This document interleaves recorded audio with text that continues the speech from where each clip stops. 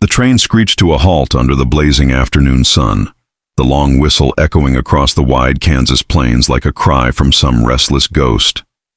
Dust swirled in the wind as the passengers stepped down, clutching their bags, their hats, their hopes. Clara Whitmore stood among them, small and quiet, her gloved hands clutching a faded carpet bag that contained everything she owned. She blinked against the brightness, her heart thudding painfully in her chest as she looked out across the open land. This was it, the end of her long journey, the beginning of a new life. At least that was what she had prayed for every night on the rattling train. She was 42 years old, and the world had not been kind. Her face carried the faint lines of years spent working as a seamstress in a city that forgot her name the moment she left.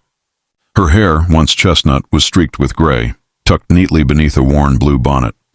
Her dress, mended and ironed until the fabric was nearly threadbare, fluttered in the dusty wind. She had answered the advertisement with trembling hands months ago. Rancher in Wyoming seeks Christian woman for companionship and marriage. Hard worker preferred. Age not a concern. She'd written back in careful cursive, telling the truth about herself. She wasn't young or rich, but she could cook, sew, and tend to a home. She had been honest. She thought that would be enough. A man stood apart from the small crowd, tall and sun-darkened, his broad hat shadowing a rugged face. When he stepped closer, Clara's breath caught. He had the kind of presence that made a person straighten unconsciously, the kind of silence that spoke louder than most words. "Mrs. Whitmore?" he asked, his voice deep, roughened by years of wind and work. She smiled shyly. "Yes, you must be Mr. Thomas Burroughs." He nodded, but there was hesitation in his eyes. They darted over her face, her hands, the fine wrinkles around her mouth, and lingered for a moment too long. He had seen her picture, a faded photograph taken years ago, and though she hadn't lied, she knew that pictures had their kindness. His expression flickered, something like disappointment hidden behind polite restraint. "You made good time," he said finally, shifting his hat. "Didn't expect the train in for another hour." "I was afraid to miss it," she said, smiling, trying to sound cheerful. "It was a long journey, but the thought of finally meeting you kept me strong." He didn't smile. "Not really." He nodded once more, glancing toward the buggy behind him where a severe-looking older woman sat, her mouth pressed thin. "That's my ma," he muttered. "She wanted to come along." The woman climbed down, her black dress immaculate, her gray eyes sharp as blades. "So," she said, looking Clara over from bonnet to boots, "you're the bride the agency sent?" Clara tried to curtsy slightly, holding her bag close. "Yes, ma'am." "Clara Whitmore, it's an honor to meet you both." The older woman sniffed, folding her hands. "You're older than I expected." "The agency said he was to get someone suitable." A tremor ran through Clara's heart. "The letter said age wasn't—" "Letters lie," the woman cut in coldly. "And photographs do too." She turned to her son, lips tightening. "Thomas, you can't be serious about this." "Look at her.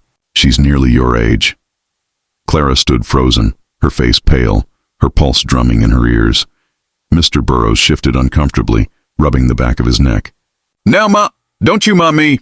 "You need a wife who can give you children, not someone past her prime." Her words fell like stones. Clara's throat tightened painfully. She'd expected hesitation, perhaps surprise, but not cruelty.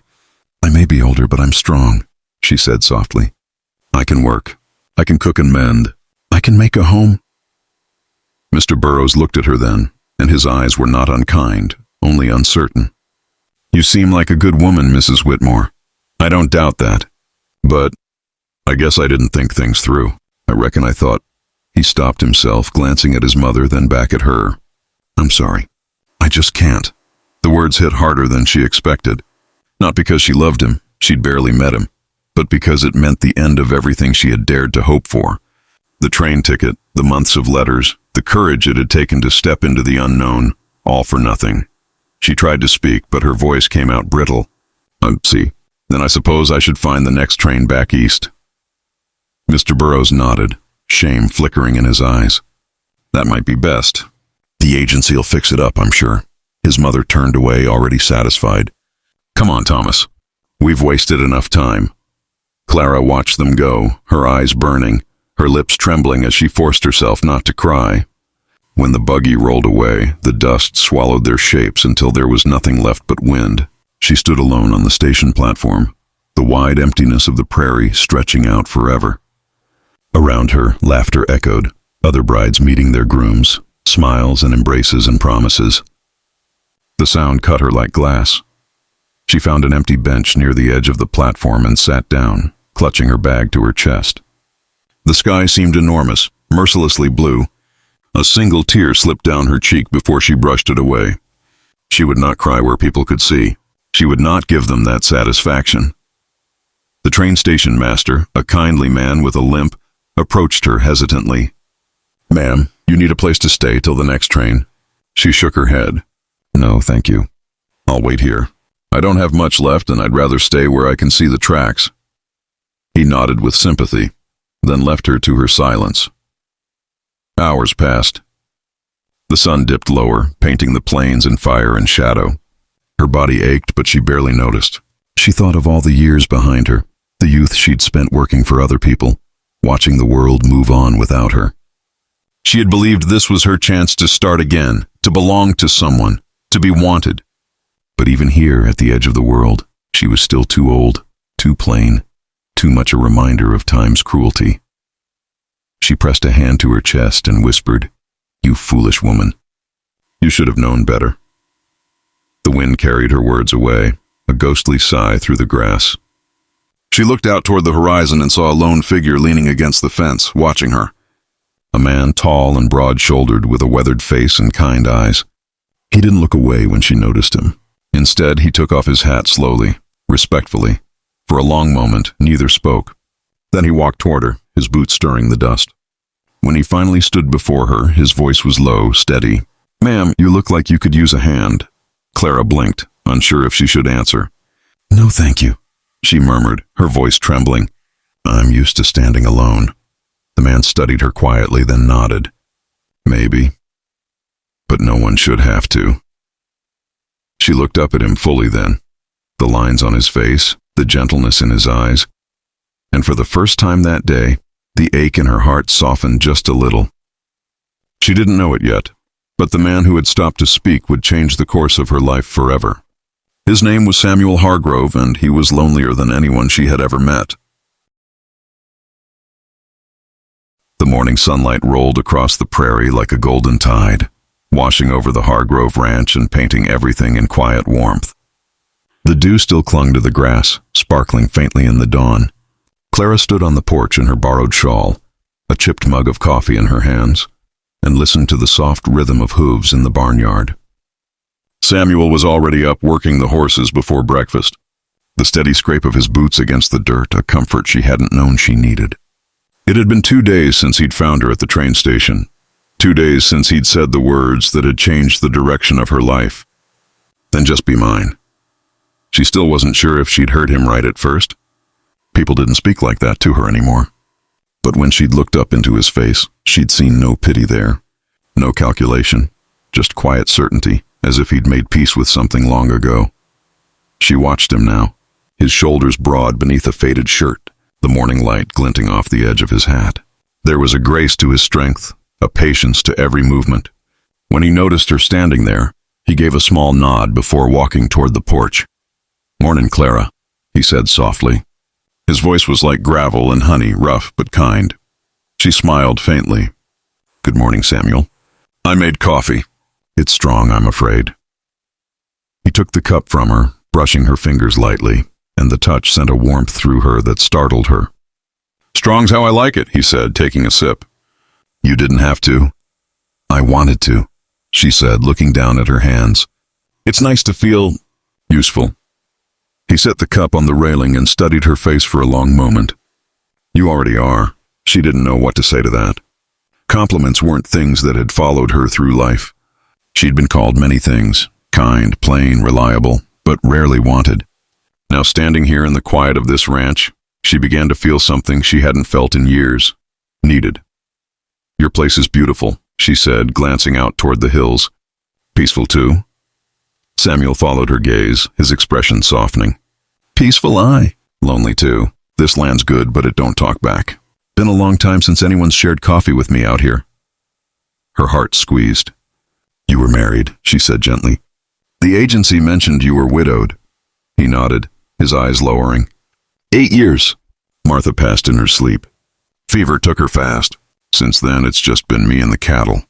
Guess I stopped expecting much more out of life. He paused, glancing at her. Then I saw you sitting alone at that station, and something in me couldn't walk away. Clara blinked back, sudden tears. "You hardly know me, Samuel." He smiled faintly. "I know what I need to. You came all this way for love, and still managed to stand tall after someone tried to break you. That's enough for me." She laughed softly, shaking her head. "You make it sound like courage. Truth is, I was too tired to cry." "That's still courage," he said simply. The wind stirred between them, carrying the scent of hay and sage. Somewhere in the distance, a hawk cried, circling the open sky. Clara looked out over the vast land stretching endlessly in every direction, and something in her chest loosened. For so long, she had lived in rooms with walls too close, in lives that felt too small. Here the world was wide enough for her to breathe again. They ate breakfast together, fresh bread, eggs, and black coffee. The silence between them wasn't heavy. It was easy, natural, like two people who had already learned the rhythm of each other's quiet. Afterward, Samuel took her on a walk through the fields. The earth was warm beneath their boots, the smell of grass rich and alive. "I reckon it ain't fancy," he said, glancing around at the fences that leaned a little, and the barn whose paint had long since peeled. "But it's home. It's honest," she replied. "That's worth more than fancy." He smiled, the first full smile she'd seen from him. It made him look younger. "You're something else, Clara Whitmore." She felt her face flush. "Something else or something strange?" "Something real," he said. They stopped near the corral where the cattle grazed lazily. The sky stretched out above them in an ocean of blue, and for the first time in years, Clara felt the pull of belonging. Not because she had earned it, but because someone saw her as she was and still wanted her there. Days turned into a week.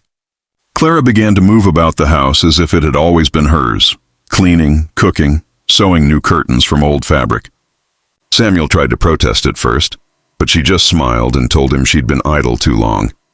Evenings, they'd sit together on the porch, watching the sun sink behind the hills, the light fading into soft pink and gold. Sometimes they talked. Sometimes they didn't need to. One evening, as the air turned cool and the stars began to show, Samuel leaned forward, resting his elbows on his knees. "Town's starting to talk," he said quietly. "They say a mail-order bride came and didn't marry her man. Say she's living out here now with a widower no one's seen smile in 8 years. Clara sipped her tea slowly. "People will always talk, Samuel. It's what keeps their days interesting." He chuckled. "Maybe, but I don't want you feeling shamed by my name." She looked at him then, her eyes steady. "Do you feel ashamed of me?" His brow furrowed. "No, ma'am." "Not a bit." "Then I don't care what anyone says," she said softly. "Let them talk. I've spent most of my life worrying about what people thought of me. I won't waste what's left of it doing the same." He turned to her, surprise in his eyes. "You're stronger than you think, Clara." She smiled faintly. "Maybe I just finally stopped being afraid." The silence between them stretched, gentle as a lullaby. Then Samuel took a slow breath, his voice low. "I meant what I said back there, when I told you to be mine." Her hands tightened around her cup. "You hardly knew me, Samuel." "I know enough," he said again, his eyes searching hers. "I know what it means to be alone. I know what it means to lose faith in second chances. And I know that since you stepped onto this land, I don't feel so hollow anymore." Her breath caught. "You make it sound easy." He smiled sadly. "Nothing worth keeping ever is." He stood then, turning toward the horizon where the last light burned red and gold. "I ain't got much, Clara. This ranch, a few head of cattle, my word. But if you'll stay, I'll give you every bit of it. Not as a worker, not as a guest, as my wife." The world seemed to go still. She rose slowly, her heart pounding. "Your wife," she repeated. He nodded once, his expression calm, but his voice trembling ever so slightly. "If you still want to be." Tears welled in her eyes, hot and unexpected. For years she had been unwanted, unseen, passed over. And now this man, quiet, steady, good, was offering her not pity, but partnership. She reached out, taking his calloused hand in hers. "I do," she whispered. The words hung between them like a prayer. Samuel smiled then, and for the first time in nearly a decade, laughter, real, deep, and warm, echoed across the Hargrove ranch. That night, the wind carried their laughter into the open sky, across the fields and hills, through the grass that shimmered silver under the moon. The lonely rancher had found his home again, not in a house or land, but in the quiet strength of a woman who had thought her story was over. And Clara, for the first time in her life, no longer felt like someone waiting to be chosen. She had been found,